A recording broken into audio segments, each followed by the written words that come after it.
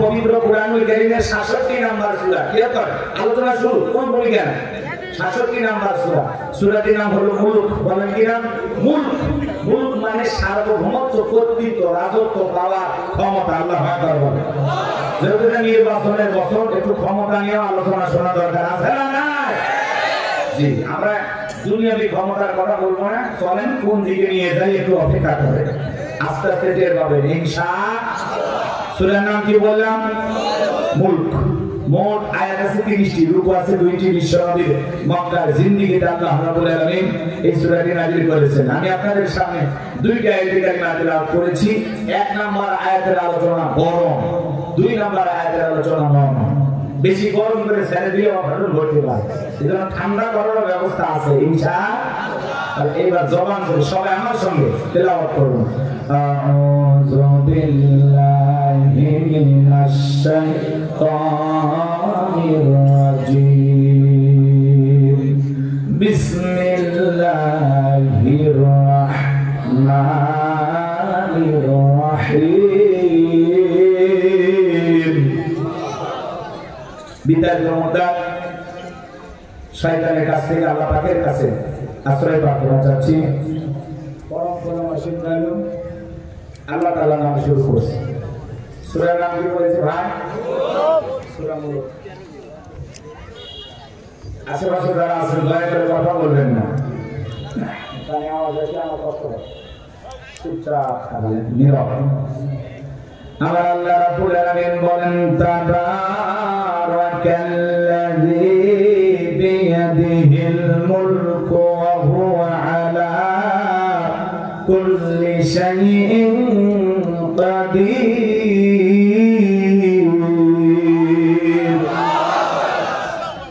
মহামান্বিত সেই সত্তা যার হাতে সর্বময় কর্তৃত্ব রাজত্ব পাওয়ার ক্ষমতা তিনি হলেন সব বিষয়ের উপরে ক্ষমতাবান তিনি হলেন সর্বশক্তিমান বলেন আল্লাহু আকবার গভীর মনোযোগ দিয়ে কথা বলে শুনবেন বাজান আল্লাহ রাব্বুল আলামিন বলেন তাবারাকাল্লাযী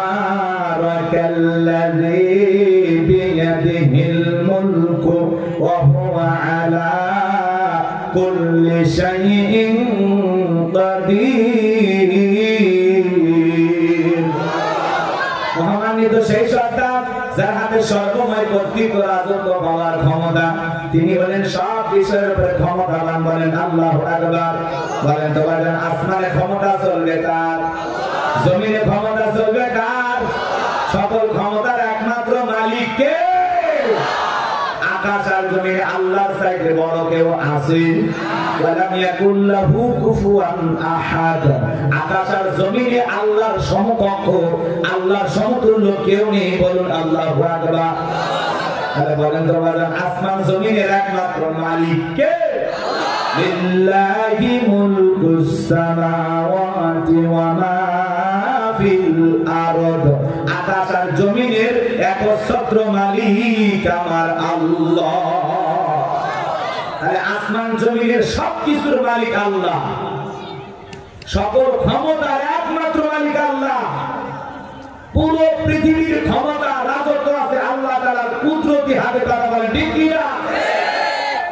যারা বলে ক্ষমতার উৎস জনগণ এরা প্রাণ দিয়ে ফুলে আয় ক্ষমতার উৎস জনগণ নয় ক্ষমতার উৎস কে আর একটু জোরে বলেন কে এই পৃথিবীর জমিনে যত মানুষ ক্ষমতার চেয়ারে বসুক মনে রাখবেন জামালপুর থেকে কোন ছেলে যদি ঢাকায় চাকরি করে আর সেখানে যদি একটা বাসা ভাড়া নেন 5-10 বছর চাকরি সুবাদে যতদিনই থাকুক না কেন পরিচয় লোকটা ভাড়া দিয়ে লোকটা কি এই পৃথিবীর জমিনে যত মানুষই ক্ষমতার চেয়ারে বসুক না কেন 5-10 বছর যারাই ক্ষমতার চেয়ারে থাক বলে তো বাবা ওদের পরিচয় কি ভাড়াটিয়া ওরা ক্ষমতার মালিক নয় ক্ষমতার মালিক কে ক্ষমতায় কিছুদিন আল্লাহ তাআলা কাউকে 5 বছর কাউকে 10 বছর কাউকে 20 বছর ক্ষমতার চেয়ারে বসা আপনারা চিৎকার মেরে বলুন তো ক্ষমতা দেওয়ার মালিক কে আমার আল্লাহ রাব্বুল আলামিন বলেন কুলিল্লাহুম্মা মালিকাল মুলকি তুতিল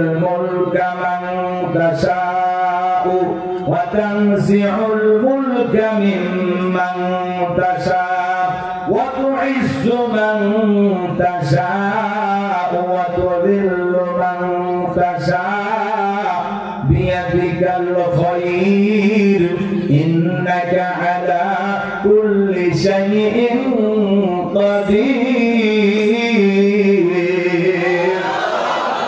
সূরা আলে ইমরানের 26 নম্বর আয়াত। আল্লাহ রাব্বুল আলামিন জানিয়ে দিলেন, রাজত্ব দেওয়ার মালিক আমি আল্লাহ, ক্ষমতার চেয়ারে বসানোর মালিক কে? ক্ষমতা দিলে লোকটাকে সম্মান দেওয়া হলে এমনটা নয়। ক্ষমতার সম্মান দুইটা ভিন্ন জিনিস। এই পৃথিবীর জমিনে অনেক মানুষকে আল্লাহ তাআলা ক্ষমতার চেয়ারে বসাইয়াও জুতার পানি খাওয়ায়া ক্ষমতার চেয়ার থেকে বিদায় করে দিয়েছেন। কথা বলেন ঠিক না? ক্ষমতার চেয়ারে বসাইলে যে সম্মান দেওয়া হলো এমনটা নয়। অনেক মানুষকে ক্ষমতার চেয়ারে বসাইয়াও লাঞ্ছিত করেছেন কে? নমরুদ ক্ষমতার দাম্ভিকতা অহংকার করার কারণে নমরুদকে জুতার বাড়ি খাওয়ায়া ক্ষমতার চেয়ার থেকে বিদায় করেছেন কে? শ্রীলঙ্কার দিকে তাকায় দেখলেন না? ক্ষমতার চেয়ারে বসে ওই দেশের জনগণের উপর জুলুম করার কারণে ওই দেশের মানুষ যখন প্রতিবাদ প্রতিরোধ করে তুলল, অবস্থা এমন হয়ে গেল নেতারা পালাইতে পারে নাই। পরিবেশ এমন ভাবে তৈরি হয়ে গেছিল, জনগণ রাস্তাঘাটে নেতার শরীরের কাপড় খুলে উলঙ্গ করছে। বরাবর ঢুকে কি ভালো সেদিন হাত প্যান্ট পরা ছিল, তাছাড়া পুরোটা জাতি মুক্ত। কথা বলে ঠিক না? দেখলেন না নেপালের প্রেসিডেন্ট পালিয়ে গেল। আমাদের দেশের যিনি প্রধানমন্ত্রী ছিল উনিও পালিয়ে গেছে। কথা বলে ঠিক না? ক্ষমতার চেয়ার কাল চিরকাল থাকে নাকি? কে চিরকাল ক্ষমতায় টিকে থাকতে পারবে? উনিও বড় বড় কথা বলতো, পালাবো না হারাবো না, কই পালিয়ে তো গেলে। নিজের কথা ঠিক রাখলেন না। আজকে আবার ওনার ছেলে জয় সাহেব, সাবেক প্রধানমন্ত্রী শেখ হাসিনার ছেলে, উনি আবার বলতেছে যে আমার মা জুলাই আন্দোলনকারীদের উপরে নিষ্ঠুর আচরণ করা এটা হাসিনা সরকারের সবচাইতে জঘন্য একটি কাজ, এটি অপরাধ। ওনার ছেলে এখন বলতেছে হাসিনা সরকার জুলাই আন্দোলনের সময় যে গুলি চালাইছে, ছাত্রদেরকে হত্যা করেছে, এটা তার মায়ের করা উচিত হয়নি, এটা ভুল করেছে, অপরাধ করেছে, এই জন্য পতন হয়েছে। উনি নিজের ভুল স্বীকার করছেন। আচ্ছা বলেন তো, মানুষ মেরে ফেলে দিয়েছে, এরপরে ভুল স্বীকার করে অবশ্যই জীবিত হবে না? যাদের চোখ হারাইছে, হাত পা হারাইছে, এখন যদি প্রধানমন্ত্রী যিনি ছিলেন শেখ হাসিনা সরকার, উনি যদি ভুল স্বীকার করে, কি বলেন? হাত ঠিক হয়ে যাবে না? চোখের আলো ফিরে আসবে না? জাতির সাথে তামাশা করেন আপনারা না? মায়ের হত্যা করে আর ছেলে ভুল স্বীকার করে, কি দরকার ছিল? দেশে ক্ষমতায় থাকেন থাকেন, আমাদের তো মারেন কেন? এই কথা বলেন আপনারা। আমাদের দেশের ক্ষমতায় থাকবে, আবার আমাদেরকে চাচা কি আছে? কথা ঠিক বলছি না? হ্যাঁ, ও মানুষ মারবো আর মাপ চাইবো, ব্যবসা হয়েছে। চাচা ঠিক করেছে, খালি ব্যবসা নয় চাচা, এটা কোটিপতি হওয়ার ব্যবসা, বিদেশে বাড়ি বানানোর ব্যবসা। কথা বল, চাচা ঠিক করেছে। মানুষ মারবে আর ক্ষমতা থাকবে, এটা ব্যবসা হয়। আমরা যদি একটু সচেতন হই না, কোন বাপের বেলার প্রধানমন্ত্রী ক্ষমতা নাই যে জনগণের বুকে গুলি চালায়। একটা মারলে একসাথে 20 কোটি জায়গায় ওটা লাগবে, ওই নেতা 80 কোটি আগে খুঁজে বের করার কথা ঠিক। এই জন্য বাজান তো আমার জনগণের রক্ত নিয়ে মানুষকে হত্যা করে, মায়ের বুক খালি করে, আগামীতে যদি কেউ এই দেশে রাজনীতি করতে আসে, ওই সমস্ত নেতাদের দাঁড় ভাঙা জবাব দিতে হবে। তারা বলে লাশের রাজনীতি বাংলাদেশে চলতে দেওয়া হবে না। কোন দেশের, এই দেশের কোন বড় নেতা ছেলে দেখবেন না যে মিছিল মিটিং করতেছে, ওরা কেউ ব্যানার ধরে রাস্তায় থাকে না। সবগুলো নেতা সন্তান বিদেশে থাকে, এমন নেতা আছে বউটাও বিদেশি। কথা ঠিক না? রাগ করবে না আমার ভাইয়েরা, ওরা বড় বড় কথা বলতো, ক্ষমতার চেয়ারে ফেলে গেছে। কথা ঠিক কিনা? মানুষের রক্ত নিয়ে খেলা করার কারণে শাপলা চত্বরে 2013 সালে হাফেজ আলেমদের বুকে গুলি চালিয়েছিল। কথা বলেন ঠিক কিনা? নিরপরাধ মানুষদেরকে ফাঁসির দড়িতে ঝুলিয়েছিল। কোরআনের বাকে আল্লামা সাইদি হুজুরকে 13 বছরের জেলে কারাগারে বন্দী করে রেখেছিল।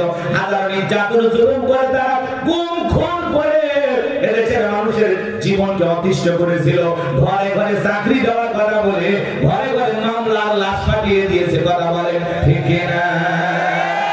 এই জন্য ওরা যত কথাই বললো ওরা ভুল স্বীকার করলে আমরা বলবো ভুল স্বীকার জনগণের কাছে করে আর লাভ হবে না।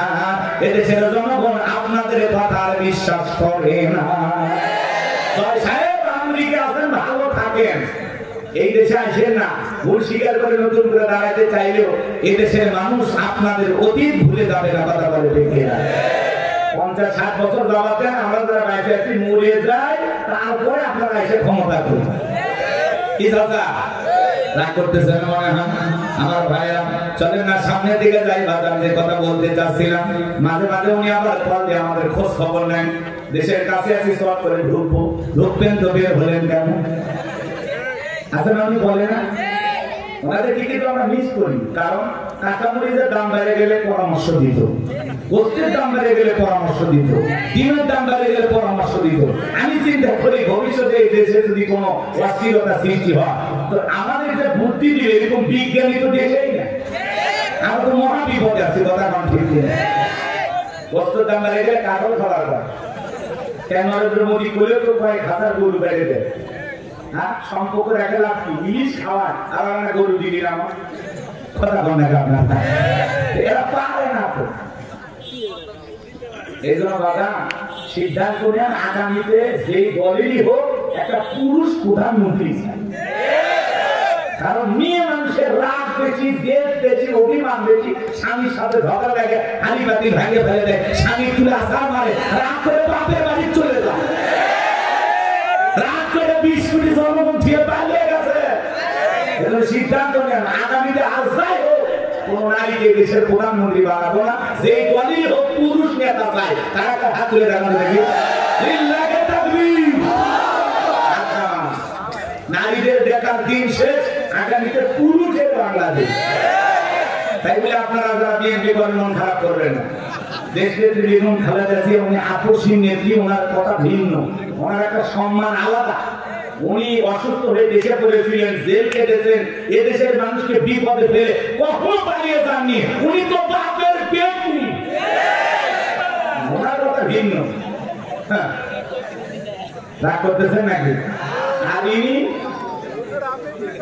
ভারতে চলে গেছে, আবার মাঝে মাঝে আসতে চাই। ওই জন্য আমি অনেক জায়গায় বলেছি এই জায়গায় একলাই গাইবো, রাগ করবেন না। ববু আইবা তুমি আইবা গো, সেই দিন আইসা ববু ক্ষমতা পাইবা না। ববু আইবা তুমি আইবা গো, সেই দিন আইসা ববু ক্ষমতা পাইবা না। সজনাই বহব কাদের কাকার অবস্থা খারাপ করবে যে বাবার, হাও নাঙ্কেল এখন সামনে আসে না। নেতা কর্মী সব জেলের ভিতর, আমি আসি ঘরের ওপর, কখন জানি আসে গ্রেফতারি পরোয়ানা। ববু আইবা তুমি আইবা গো, সেই দিন আইসা ববু চিয়ার পাইবা না। ক্ষমতার চেয়ার থেকে আমার সহজ কি করে চেয়ারে ওঠা কঠিন কথা বলে ঠিক না? তাহলে ভাইরা আমার, আমি যে কথা বলতে চাচ্ছিলাম বলেন তো রাজত্ব দেওয়ার মালিককে, ক্ষমতার চেয়ারে বসানোর মালিককে। এই ক্ষমতার চেয়ারে বসে যারা আদল ইনসাফ প্রতিষ্ঠিত করে, ন্যায় বিচার কায়েম করে, মানুষের অধিকার প্রতিষ্ঠিত করে, ক্ষমতার চেয়ারে বসে আল্লাহ তাদেরকে সম্মানিত করে। আর যারা ক্ষমতার চেয়ারকে বাপ তাদের পৈতৃক সম্পত্তি মনে করে জুলুম করে, অত্যাচার করে, মানুষের রক্ত নিয়ে খেলা করে, ওই জালেমদের পতনের ঘন্টা বাজিয়ে দেন তিনি কে? তাহলে বলেন তো বাজান রাজত্ব দেওয়ার মালিক, কেড়ে নেওয়ার মালিক আল্লাহ। তাআলা স্পষ্ট বলেন কুলিল্লাহুম্মা মালিকাল মুলকি তুতিল মুলকা মান তাশাউ ওয়া তানজিউল মুলকা মিম্মান তাশা। রাজত্ব দেওয়ার মালিক আমি আল্লাহ। বলেন ক্ষমতা দেওয়ার মালিক কে? কেড়ে নেওয়ার মালিক কে? সে আল্লাহ ক্ষমতার চেয়ারে বসায়, বেয়াদবি করলে সে আল্লাহ থাপ্পড় দিয়া নামায়। এরপর আল্লাহ রাব্বুল আলামিন বলেন ওয়া তুইজ্জু মান তাশাউ ওয়া তুযিল্লু মান তাশা। আল্লাহ রাব্বুল আলামিন বলেন সম্মান দেওয়ার মালিক আমি আল্লাহ। সম্মান দেওয়ার মালিক কে? আল্লাহ। জোরে বলেন সম্মান দেওয়ার একমাত্র মালিক। আবার লাঞ্ছিত করার মালিক বিয়াদিকাল খায়র, সকল কল্যাণের চাবিকাঠি কার হাতে। ইন্নাকা আলা কুল্লি শাইইন কাদির। তিনি হলেন সব বিষয়ের উপরে ক্ষমতাবান, তিনি হলেন সর্বশক্তিমান। বলেন আল্লাহু আকবার। তাহলে আল্লাহ রাব্বুল আলামিন বলেন তাবারাকাল্লাযী বিয়াদিহিল মুলকু ওয়া হুয়া আলা কুল্লি শাইইন কাদির। মহামান্বিত সেই সত্তা যার হাতে সর্বময় কর্তৃত্ব, রাজত্ব পাওয়ার ক্ষমতা। তিনি হলেন সব বিষয়ের উপরে ক্ষমতাবান, তিনি হলেন সর্বশক্তিমান। সকল ক্ষমতার একমাত্র মালিক আল্লাহ। আল্লাহর চাইতে বড় ক্ষমতা ধরার কেউ নাই। আমরা সেই রবের গোলাম। কথা বলেন, আল্লাহর চাইতে বড় আর কেউ। সকল ক্ষমতার একমাত্র মালিক, সকল ক্ষমতার একমাত্র মালিক। বিশ্বাস করেন তো? দুনিয়াতে যারা চেয়ার পায় এরা কি ভাড়া দিয়ে, এরা কি এরা মাথায় রাখবে, তারা চিরকাল থাকবে না। যখন তখন বাড়িওয়ালা বাড়ি করে দিতে পারে। বাড়িওয়ালা কে? সেই চালাক হয়ে গেছে বাবা।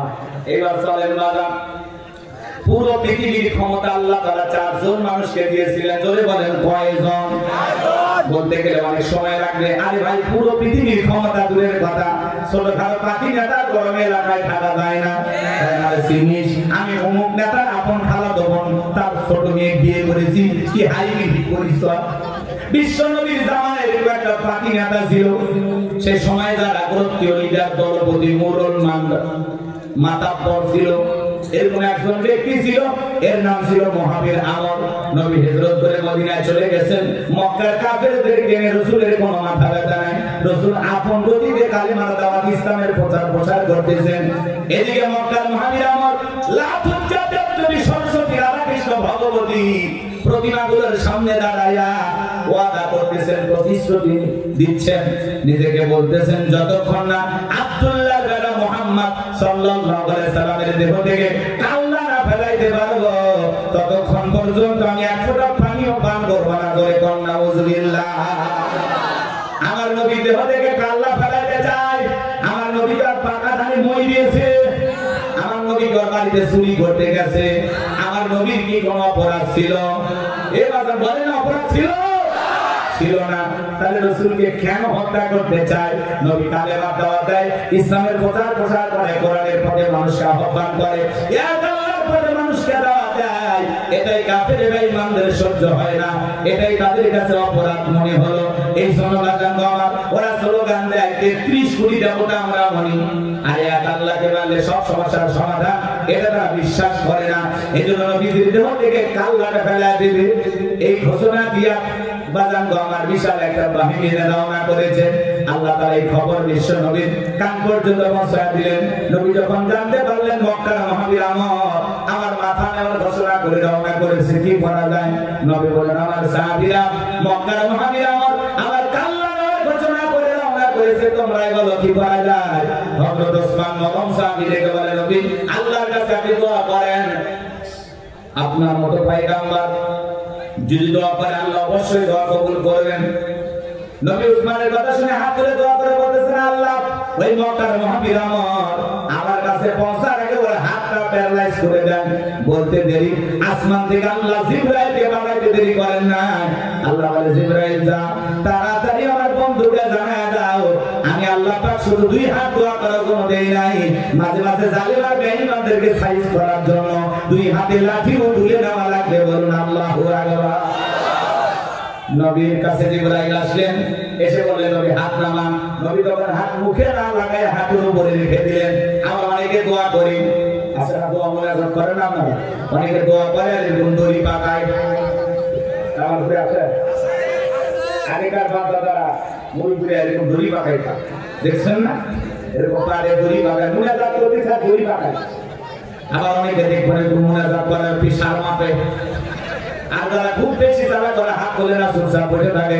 হুজুর যখন দোয়া শেষ করে বলে আমিন, তখন বলে আমিন। হুজুর আজকের মুনাজাত ফাইন হয়েছে, সেই হয়েছে, ভালো হয়েছে, খুব। আসলে কি দোয়া করেছে এরকম টাউট করার না। আমার ভাইয়েরা আপনারাই বলেন তো, বাজান সব জায়গায় দোয়া দিয়ে কি কাজ হয়? এই গ্রামের নাম বলেন। কাঁকড়াপাড়া ঢাকরা ডাকরা আরে বেলতুলি কই গেল আচ্ছা বেলতুলি দেন এই গ্রামে থাকবো না আর এই গ্রামের নামে অস্ট্রেলিয়া আবার বিপদ হতে পারে বেলতুলি চলে যায় বেলতুলির ভাইয়ের কাজ করবে না এটা উদাহরণ দিচ্ছি কথা বোঝানোর জন্য কথা বুঝতে পারছেন মনে করেন বেলতুলিতে প্রতিদিন চুরি হইতেছে গরু ছাগল চুরি হয় টাকা পয়সা চুরি হয় গহনা গাড়ি চুরি হয় এমনকি মাঝে মাঝে সুন্দরী বউটাও চুরি হয়ে যায় চুরির অত্যাচার এলাকায় থাকা যায় না একজন জামালপুর শহর থেকে 10 কেজি জিলেবি নিয়ে এসে নামাজ পড়ে ইমামের হাতে দিয়ে বলতেছে হুজুর দোয়া করেন চোরের হাত থেকে যেন আল্লাহ গ্রামের মানুষকে হেফাজত করে এবারে নামাজ পড়ে হুজুর দোয়া করতেছে আল্লাহ চোরের হাত থেকে বেলতুলির মানুষকে হেফাজত করো গরু ছাগল টাকা পয়সা গহনা গাড়ি চুরি হয় আল্লাহ চোরের অত্যাচার এলাকায় থাকা কঠিন হয়ে গেছে আল্লাহ চোরের হাত থেকে আপনি এই গ্রামের মানুষকে হেফাজত করেন চোর জিলাপি কাওয়াটা হাত তুলে বলে আমিন আমিন আমিন কারণ চোর কি সবাই অন্য গ্রামে থাকে না ওই গ্রামের দুই একজন থাকা লাগে তাছাড়া কার বাড়িতে কি পদ্ধতি কত তরিকায় মাল আছে সম্পদ আছে এই তথ্যটা দিল কি ওই জায়গায় বেলতুলির ইমাম সাহেব দোয়া না করে যদি বলতো এ বেলতুলির তরুণ যুবকেরা গ্রামের চুরি যদি বন্ধ করতে চাও এই গ্রামে ঢোকার 4টা রাস্তা আছে এই 4 রাস্তার মনে মনে মাগরিব থেকে ফজর পর্যন্ত বাংলার লাঠি নিয়ে দাঁড়ায় থাকবা চোরকে দেখা মাত্র ওই লাঠি দিয়ে এমন পিটান পিটাইবা যাতে 6 মাসে মাথা সোজা করে দাঁড়াইতে না পারে চোরকে হাত তুলে আমিন কইতো নাকি তওবা করে ভালো হয়ে যেত চুরি বন্ধ করতে গেলে দোয়া দেয়া হবে না লাগবে শক্ত আইন কথা বলেন ঠিক না আল্লাহ 1000 বছর আগে আইন দিয়েছেন ওয়াসারিকু ওয়াসারিকাতু ফাকতু আইদিয়াহুমা জাযাআম বিমা কাসাবা নাকালাম মিনাল্লাহ আল্লাহ আইন দিয়েছেন সূরা মাইদার 38 নম্বর আয়াতে চোর পুরুষ হোক আর নারী হোক আল্লাহর বিধান আল্লাহর ফয়সালা অপরাধ যদি প্রমাণিত হয় চোরের হাত কেটে দাও একটা চোরের হাত কেটে বাইতুল মুকাররমের সামনে নিয়েছে সোশ্যাল মিডিয়ার মাধ্যমে যদি ফলো করে প্রচার করা হতো বাংলার পার্লামেন্টে আইন পাস করা হলো চুরি করলে চোরের হাত কেটে দেওয়া হবে একটা চোরের হাত কেটে দিলে পরীক্ষা করে দেখেন দেশের সব চোরেরা তওবা করে আল্লাহর ওলি হয়ে যাবে কিন্তু কে শুনে কার কথা আজও গেল না মনের ব্যথা এখন উচিত কথা যদি কই পিঠের ওপর দিয়া যাবে মই এই আমাদের কিছু লোক কিনে খাবে বগুড়ার স্পেশাল দই যত দশ নন্দ ঘোষ শতটা বললে দোষ করলে অন্যায়ের প্রতিবাদ নামটা হবে তোমার মৌলবাদ নামটা হবে তোমার জঙ্গিবাদ কথা বলেন পেন্টাগনে হামলা বলো দোষী খুঁজে নাহি পেলো পেন্টাগনে হামলা বলো দোষী খুঁজে নাহি পেলো ওসামাকে দিল দোষের অপবাদ নামটা হবে তোমার মৌলবাদ নামটা হবে তোমার জঙ্গিবাদ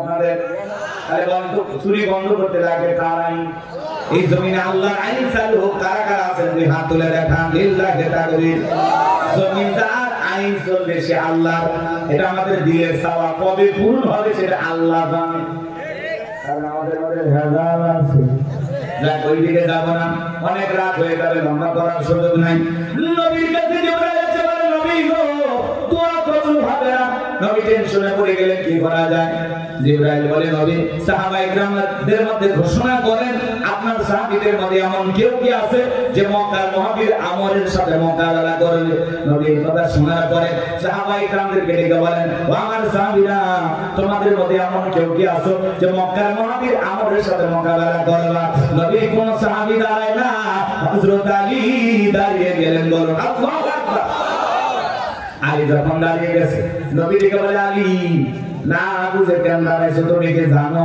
ওই মক্কার মুহাজির আমর এক বেলা খাবার খায় 21 কেজি 3.5 মণ ওজনের তরবারি যুদ্ধ করে এতবার দিয়ে সামনে তুমি কেমনে যাইবা বসে পড়ো হযরত আলী বসে বললেন নবীজি দ্বিতীয়বার বলেন ও আমার সাহাবীরা তোমাদের মধ্যে এমন কেউ কি আছো মক্কার মুহাজির আমরের মোকাবেলা করবা আবার হযরত আলী দাঁড়িয়ে গেছেন নবী বলে আলী বসে পড়ো নবীজি দ্বিতীয়বার বললেন আবার হযরত আলী দাঁড়িয়ে গেছেন নবী তখন দুটো হাত বাড়া বলে আলী রে আয় আয় আমার বুকের ভিতরে আয় এই কথা বলে নবী হযরত আলীর বুকের সঙ্গে জড়ায় নিলেন আর দেখে বলে আলী রে এত বড় বিয়ের সামনে যাইতে যা তোর কি জানে মায়া দয়া নাই? হযরত আলী বলতেছেন নবী আপনি শুধু আমাকে দোয়া করে ছেড়ে দেন, আমার ভিতরে ঈমান বলতেছে ওই মক্কার মুহাবির আমর আপনার সিহাদা দেখার আগে ওরে আমি জমিন থেকে বিদায় করে দেব। বলুন আল্লাহু আকবার।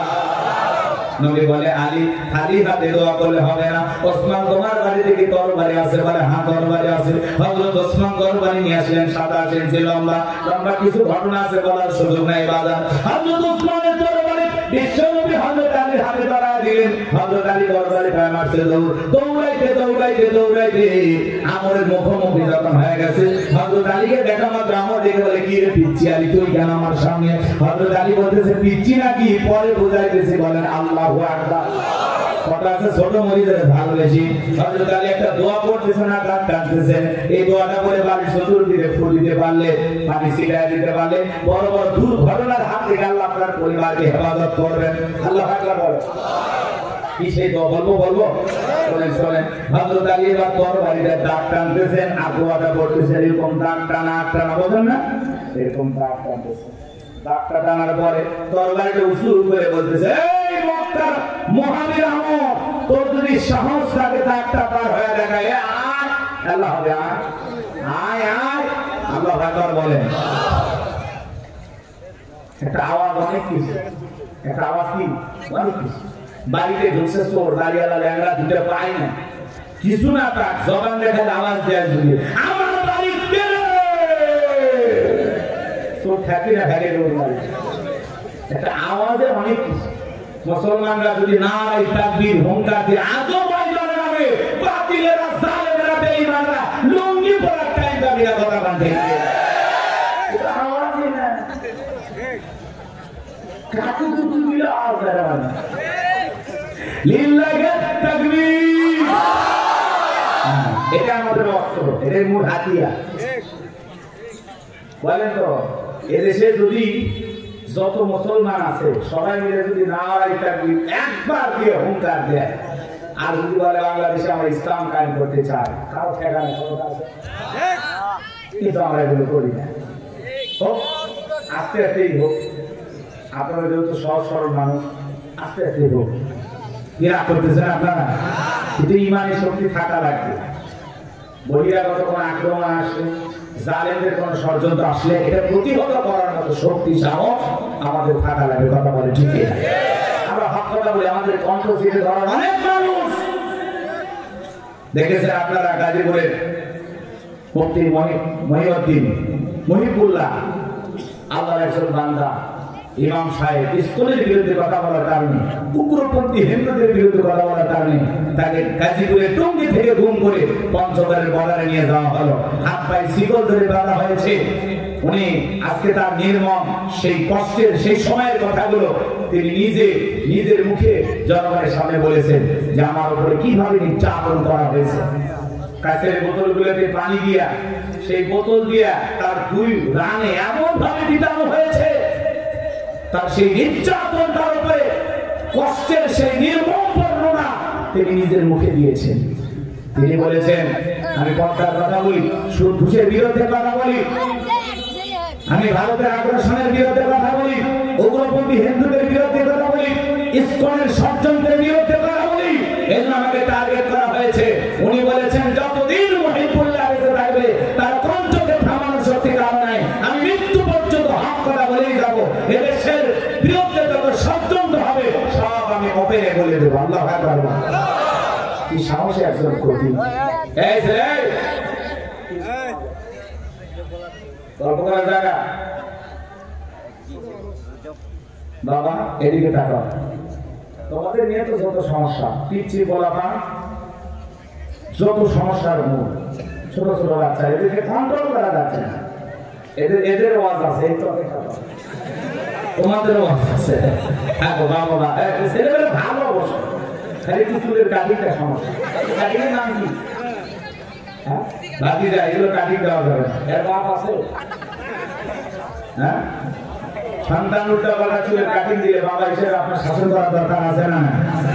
একটু সচেতন হবে। বাচ্চাদেরকে ছেড়ে দিলে হবে না, ওরা নষ্ট হয়ে যাবে, ওরা তো বোঝে না। ওদেরকে আমাদের বুঝাইতে হবে, বুকে নিয়ে বুঝাইতে হবে, ভালোবেসে বুঝাইতে হবে। কথা বলে এই ছেলেটাকে ওর বাপ যদি কোলে নিয়ে দিয়ে একটা চুমা খেয়ে বুঝায়, ওই ছেলে বুঝবে না। আপনি কি করেন? আপনি খালি শাসন করা বুঝছেন, একটা মিঠে বাসের লাঠি একটা আয় খালি বাড়িতে আয়, এই নারী ছেলে ভালো হবে? বুঝাইতে বাবা এটা মুসলমানের কাটিং না, এটা এরকম করা হয় না, আসল নবীর সুন্নতি তরিকা জুতা কেটে দিই, সুন্দর করে বুঝাইতে হবে। কথা বল, ছোট্ট বাচ্চা এরা কথা বলে বোঝে। এখনকার বাচ্চা হলে এক একটা বাচ্চা বাপরে বাপ নাসা বিজ্ঞান না করতেছেন নাকি আপনারা? একটু অপেক্ষা করেন বাজান, আমি সামনের দিকে যাই। যে কথা বলতে চাচ্ছিলাম, তার ইমামের উপর নির্যাতন জুলুম করা হয়েছে, ইমাম সাহেবকে গুম করা হয়েছে। আমরা বলতে চাই যে ইসলামের বিরুদ্ধে কথা বলার কারণে ইমামকে গুম করা হয়েছে।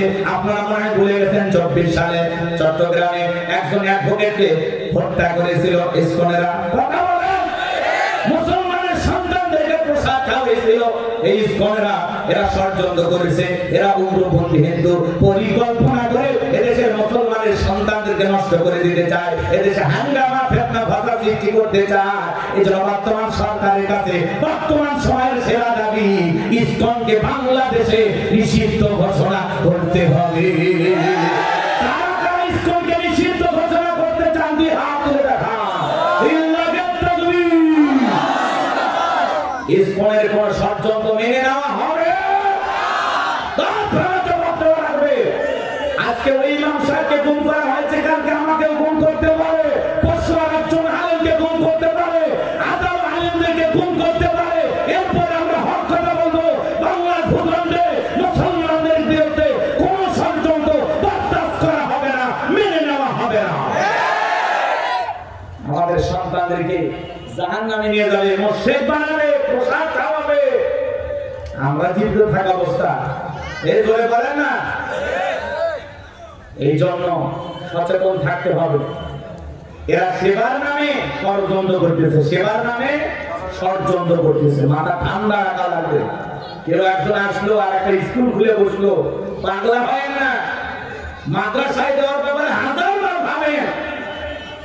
আর যে কোনো সেখানে ছোট ছোট প্রতিষ্ঠানগুলো হচ্ছে, যেগুলো অমুসলিমেরা ষড়যন্ত্র করে আপনার সন্তানকে বিপদে ফেলানোর জন্য বানাই দিয়েছে, সেই প্রতিষ্ঠানের বাচ্চাকে দিচ্ছে না। ওরা আলোর দিশার নামে অন্ধকার এই সমাজে প্রতিষ্ঠিত করতে চায়। কথা বলে ঠিক না? আমাদের সচেতন থাকতে হবে। আল্লাহ আমাদের হেদায়েত দান করেন। আর জালেমদের ষড়যন্ত্রের মোকাবেলা করার জন্য যত শক্তি সাহস দরকার আল্লাহর পক্ষ থেকে যেন আমরা পাই।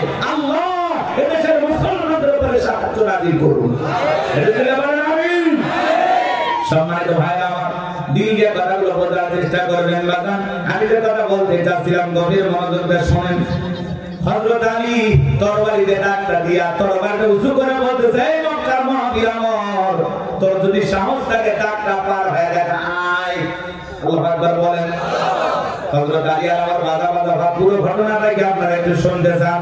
কারা শুনলেন দুই হাত তুলে একবার আল্লাহকে দেখান। লিল্লাহি তাকবীর।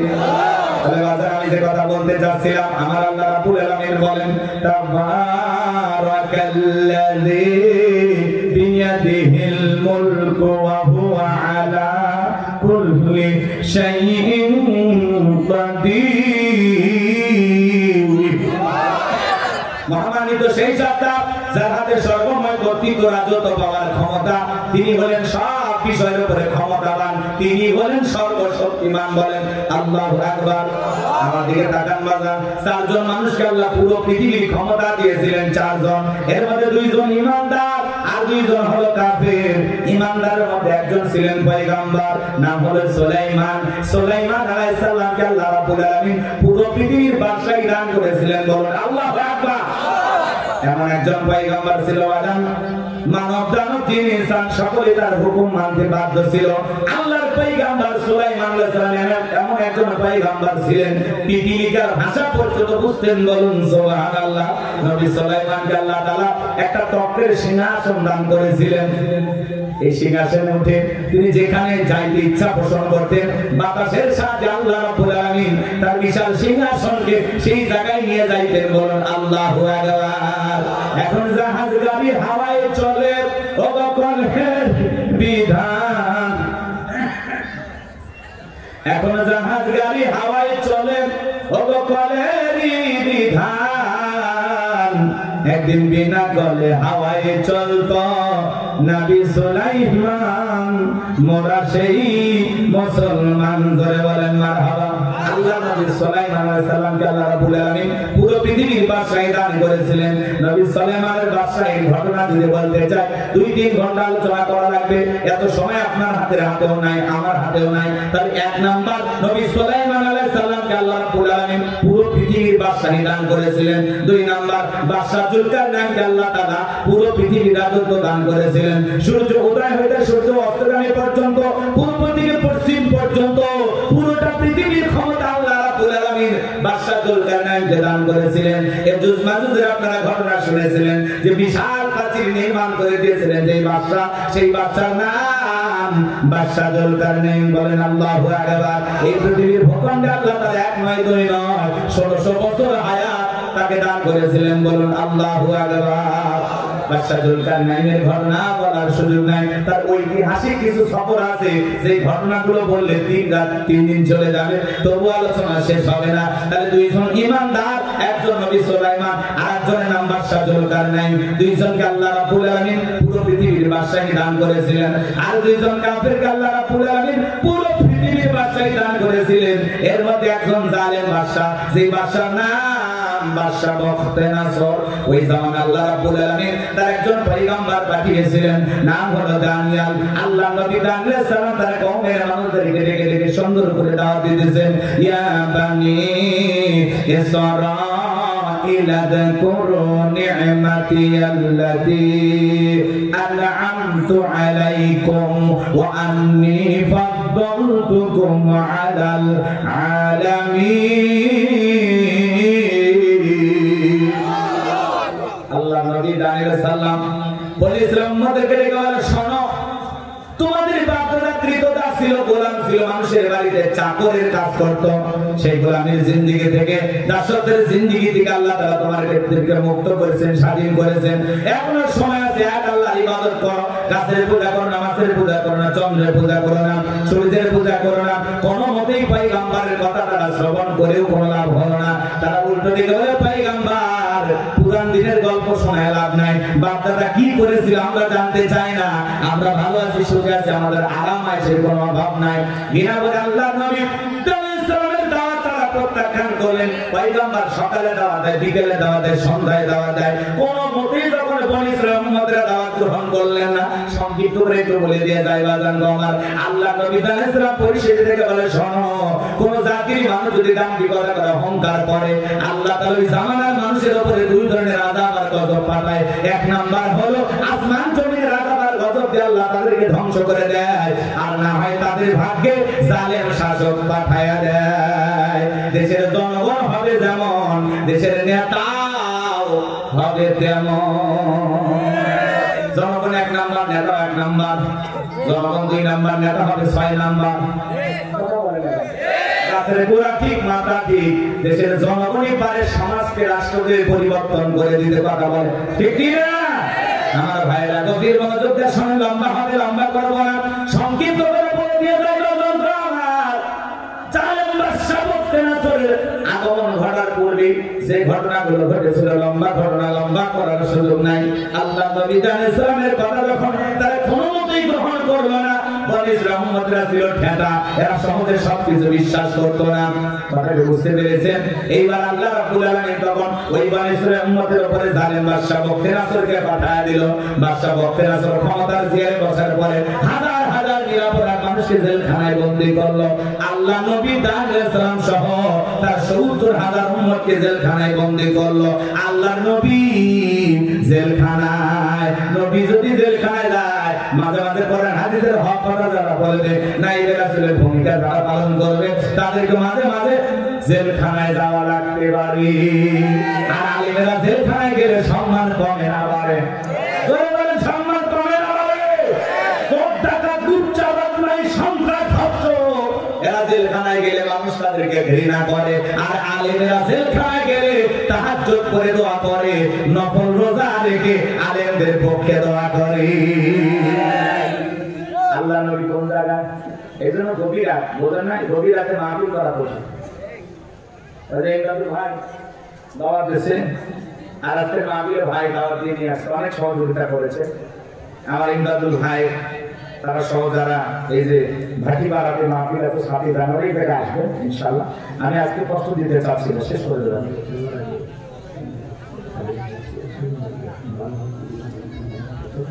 এগুলো আগে করা যাবে, ঠিক আছে?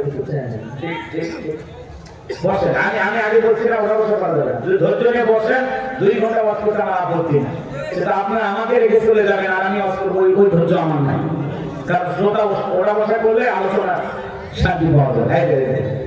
কি হয়েছে রে ভাই, এই 5 কিলো 10 কিলো বউটাই আপনার বইয়ের কথা মনে হয়, আর আমার বউ 220-30 কিলোমিটার দূরে, আমার মন কি বুঝতেই পারে নাকি আমার নাই?